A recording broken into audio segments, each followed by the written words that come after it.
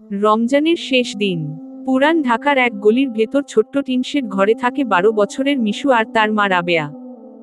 বাবা নেই, 2 বছর আগে এক দুর্ঘটনায় মারা গেছেন।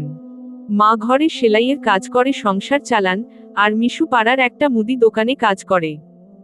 আজকের দিনটা মিশুর জন্য অন্যরকম। সে প্রতিজ্ঞা করেছে মাকে একটা ভালো ইফতার করাবে। কিন্তু কিভাবে?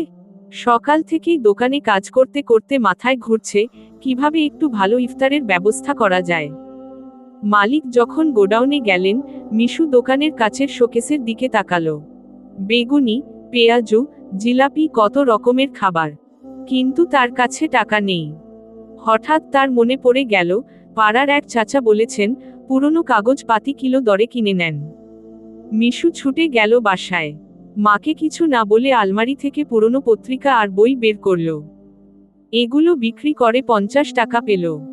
ছুটে গিয়ে সে এক প্লেট বেগুনি, কিছু খেজুর আর মায়ের জন্য এক গ্লাস বোরহানি কিনল। হাতে মাত্র 5 টাকা থাকল।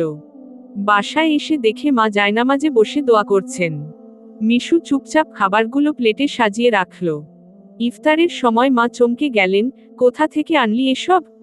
মিশু হাসল, আজ আমিই মেহমান, তুমি দোয়া করো আল্লাহ যেন আমাদের সবসময় ভালো রাখেন।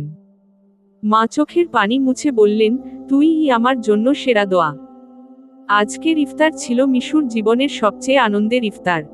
শেষ।